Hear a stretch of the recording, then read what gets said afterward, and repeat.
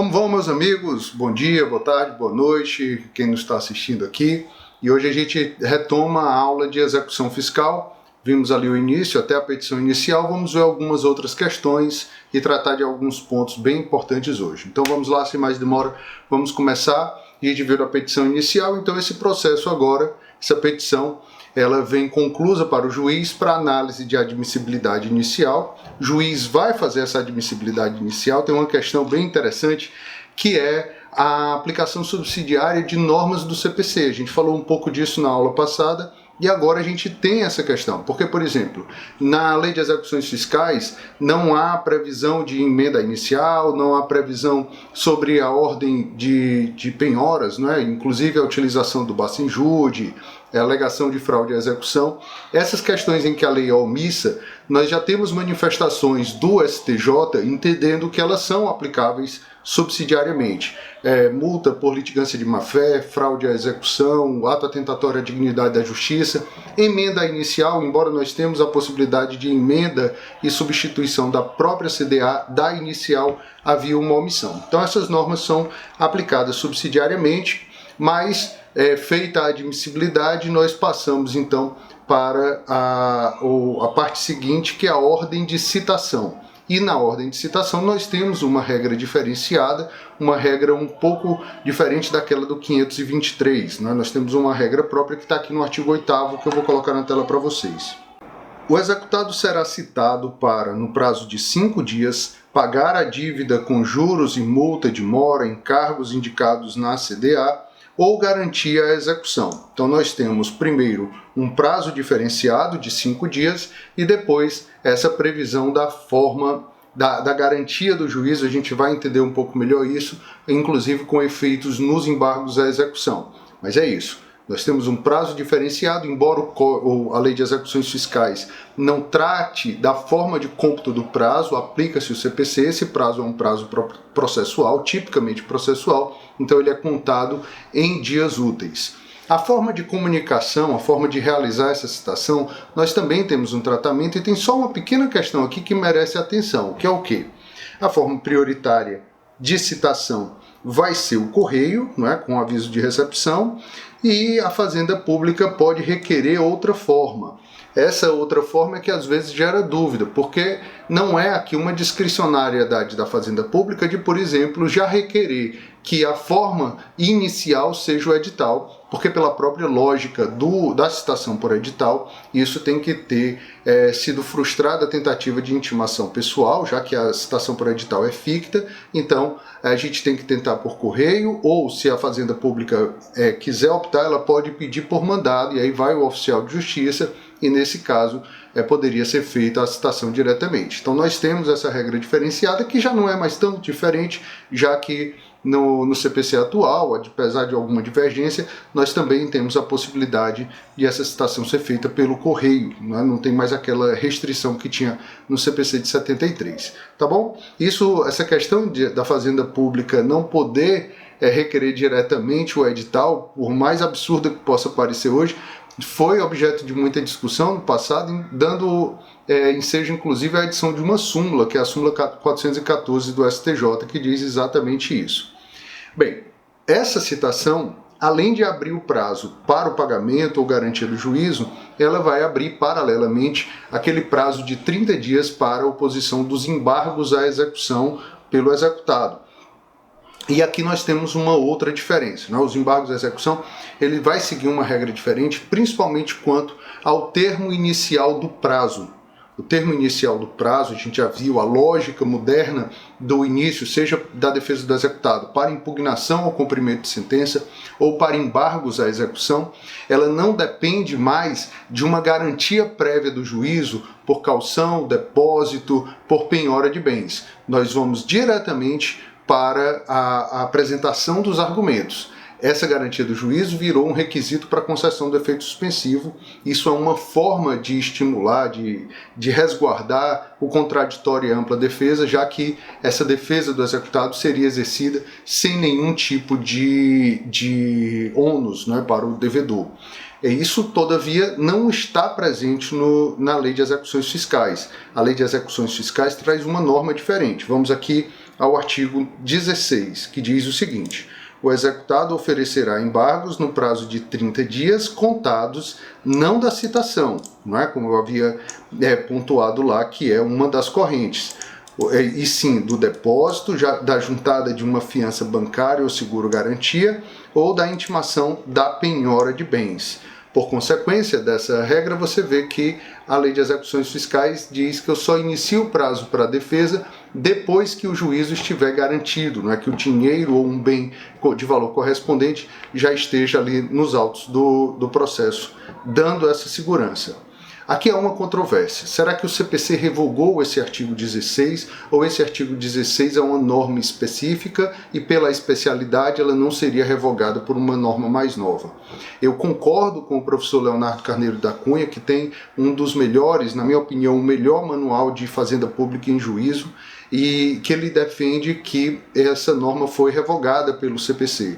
Por isso que eu falo que lá da citação contaria já o prazo de 15 dias para embargar, independente de garantia de juízo. No entanto, coloco aqui para vocês de forma muito clara, para não causar nenhum tipo de confusão, esse entendimento hoje é minoritário. Nós já tivemos algumas manifestações do STJ pós-CPC de 2015 reconhecendo que aplica-se a regra do artigo 16, uma vez que esse artigo é específico, então ele afasta a norma geral, aquilo que a gente discutiu na aula passada em relação ao artigo 1º, que o CPC só é aplicado subsidiariamente. Tá bom? Não concordo com a tese, mas é a corrente majoritária. Tá bom? Então, aquela regrinha lá do 914 do CPC, ela, pela corrente majoritária, não é aplicada aqui. Feita então a citação e apresentado esses embargos, né, os embargos vão ser julgados, pode ter efeito suspensivo. Esse efeito suspensivo, aí sim não há regra na LEF, e aí eu vou resgatar as normas do CPC. Nesse caso, a garantia do juízo já estará feita, né? Então, quando eu pedir o efeito suspensivo, além de garantir o juízo, eu vou ter que provar aquele fumus boniuris e o periculo in mora, né? A plausibilidade daquele direito alegado e que a demora pode trazer um prejuízo de difícil ou incerta reparação, tá bom? Então, além da garantia, preenchidos esses requisitos, feito o pedido ao magistrado, é possível a concessão de efeito suspensivo a esses embargos à execução. Não tem efeito suspensivo automático, da mesma forma que na execução ordinária. Tá bom, pessoal? Então, feito isso, nós iniciamos o processo de execução. Há algumas questões muito pontuais na parte de expropriação e satisfação de créditos, mas é bem pontual, não vou nem investir muito tempo nesse tópico. Mas, por exemplo, nós temos uma ordem própria de bens penhoráveis na Lei de Execuções Fiscais, lá no artigo 11. Você tem uma diferença nas formas de expropriação, já que não há previsão de alienação por iniciativa particular. Eu tenho uma dupla possibilidade de adjudicação, tenho a adjudicação como via prioritária, a expropriação por leilão judicial, e aí nesse caso pelo valor da avaliação do bem, mas eu tenho uma prerrogativa dada à Fazenda Pública de adjudicar o bem em valor correspondente àquele da arrematação após o leilão judicial. É uma outra prerrogativa dada à Fazenda na Lei de Execuções Fiscais. Mas nada muito diferente, né? Nós temos aí essas pequenas colocações. Então, depois deem uma olhada no código, são poucos artigos, mas vale a pena dar uma estudada. Um outro ponto muito importante, e aqui lembrando especificamente para as execuções tributárias, é o artigo 185 do CTN, que traz ali uma ferramenta executória, coercitiva, né, porque coloca a pessoa numa situação de extrema dificuldade, que é a indisponibilidade de bens, o artigo 185A do CTN. Vamos dar aqui uma olhada na redação dele para que vocês possam entender melhor a amplitude dessa norma. Na hipótese de o devedor tributário, devidamente citado, não pagar nem apresentar bens à penhora no prazo legal e não forem encontrados bens penhoráveis, o juiz determinará a indisponibilidade de seus bens e direitos, comunicando a decisão, preferencialmente por meio eletrônico, aos órgãos e entidades que promoverem registros de transferências de bens, especialmente ao Registro Público de Imóveis, autoridades supervisoras do mercado bancário, do mercado de capitais, a fim de que, no âmbito de suas atribuições, façam cumprir a ordem judicial. Então, esse executado ele fica congelado.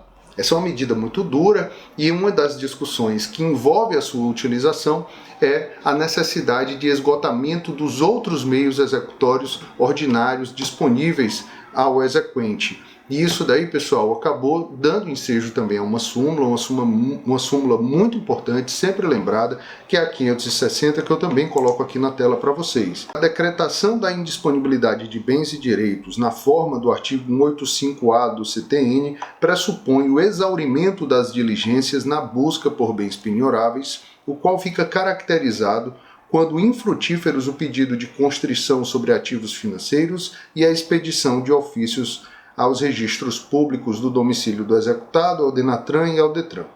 Ok? Então, medida adicional, medida executória muito forte, não é? Muito importante, porque coloca ali o devedor, né, congela a vida do devedor, evita que ele disponha de seus bens, e isso, em muitos casos, é uma medida coercitiva que faz o executado procurar o processo para a quitação da dívida, tá bom? Então, evoluindo aqui, trouxe mais 2 pontos para a gente discutir, um deles de suma importância. Um deles que é a prescrição intercorrente, está aí no artigo 40 da Lei de Execuções Fiscais.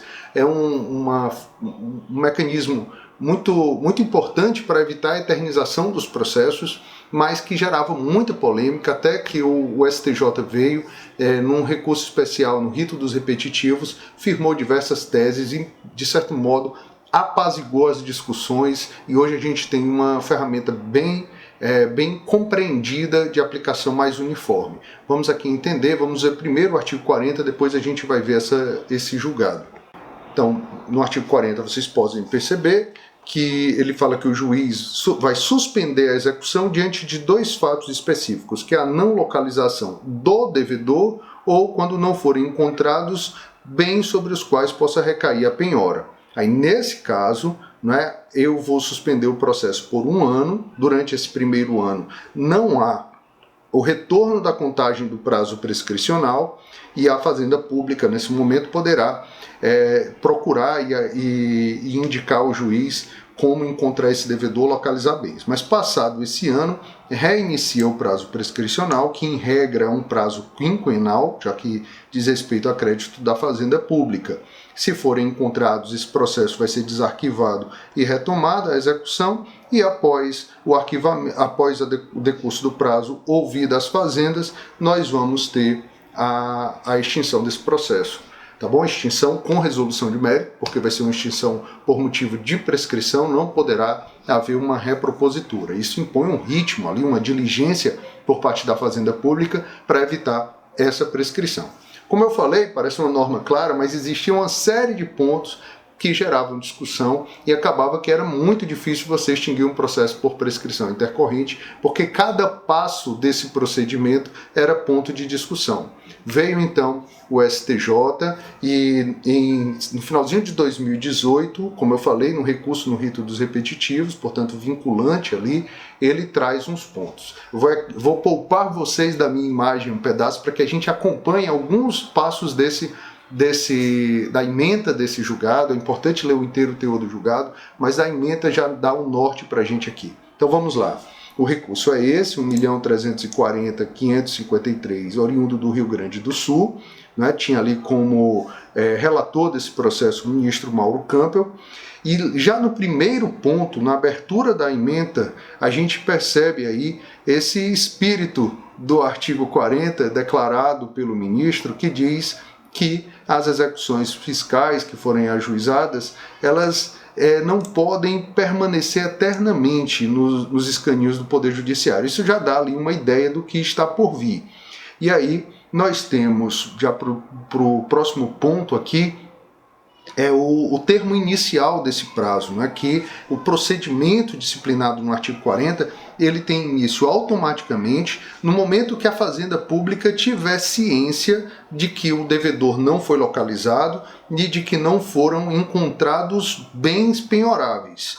E aí, pessoal, retomando aqui, esse é um marco importantíssimo, porque a partir desse momento eu não localizei bens, chega lá a certidão do oficial de justiça dizendo que não citou o devedor por não localizá-lo, eu não localizei não localizei o executado, não localizei bens. Os bens que eu encontrei eram todos impenhoráveis. A partir daquele documento, eu tenho que intimar a fazenda. Essa é a comunicação que tem que ser feita para a fazenda, não vou precisar mais até o final do procedimento. Então essa eu preciso ter muito cuidado, eu vou voltar a falar dela já já. Mas continuando aqui, algumas outras questões decididas. Encerrado esse prazo de 1 ano, independentemente de petição da fazenda ou de decisão do juiz, já vai iniciar automaticamente o prazo prescricional. Isso era um ponto muito problemático, porque a fazenda pública ficava gerando incidentes dizendo, olha, tá aqui, eu quero que olhe esse bem, eu quero que olhe, não teve decisão, e você nunca conseguia migrar desse prazo inicial de suspensão de 1 ano para o início do cômputo do prazo prescricional. Agora não, isso é automático, independe de intimação, a intimação é aquela que foi feita lá atrás, quando começou o primeiro ano do prazo do ano de suspensão, não prazo prescricional. Outro detalhe bem interessante, está aí na tela para vocês, que não basta a fazenda pública peticionar, ela tem que ter uma efetividade daquela providência que foi requerida. Então era muito comum a fazenda pública fazer o quê? Ah, tá aqui, eu quero que tente penhorar esse bem, eu quero que renove um bacenjude, eu quero que procure o executado nesse endereço. E aí ela dizia, olha, eu não estou inerte, estou colocando o processo para andar, então nada de retomar o prazo prescricional. Não, é claro que o mero pedido não é suficiente, a gente tem que localizar o devedor ou localizar bens do devedor. Tá bom? Então só a efetiva localização é que interrompe esse prazo prescricional que havia reiniciado. Um outro detalhe é que no finalzinho do prazo pode acontecer da fazenda pública peticionar indicando um endereço ou peticionar indicando um bem e a providência, a diligência requerida só ser cumprida depois que esgotou o prazo prescricional. Nesse caso, e só nesse caso, eu vou retroagir para contar como se aquela providência tivesse sido feita na data do protocolo, vocês viram aí no finalzinho do último slide que eu coloquei, e aí sim você vai evitar a prescrição.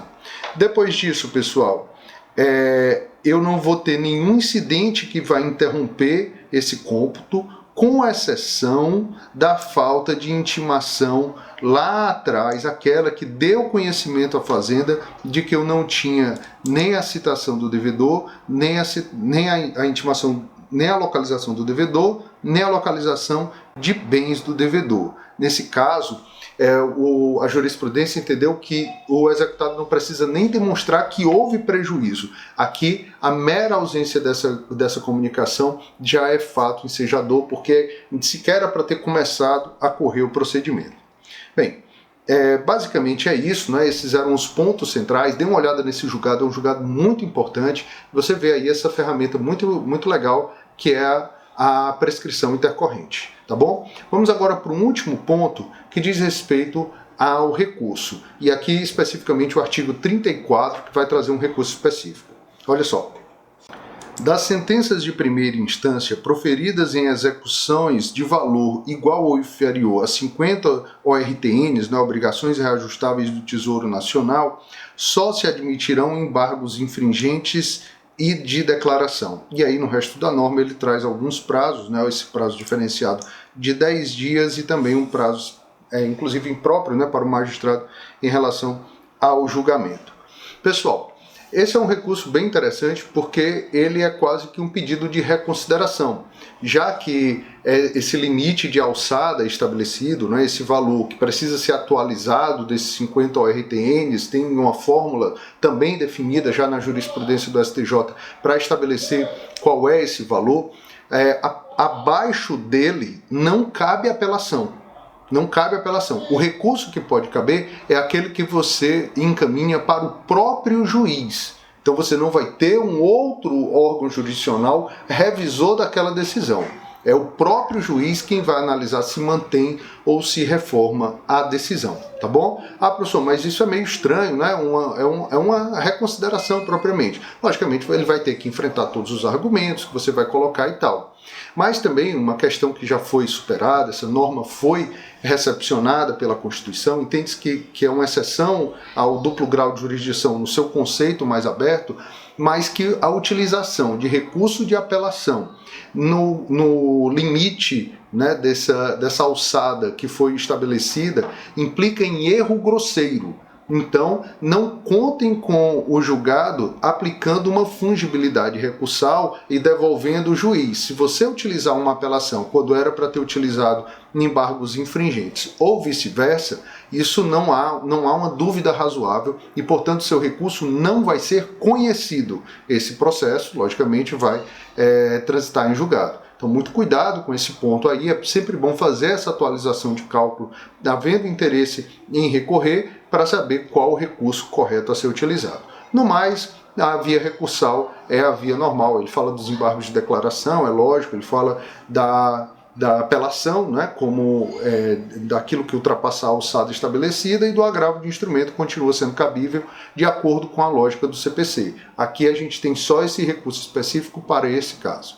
Bem, pessoal, eu sei que existem outras questões, a gente pode fazer alguns outros vídeos específicos em pontos mais polêmicos da execução fiscal, mas para essa proposta geral, né, de uma visualização, uma visão panorâmica do procedimento, era isso que eu queria trazer para vocês. Grande abraço e a gente se encontra em breve em uma outra matéria, tá bom?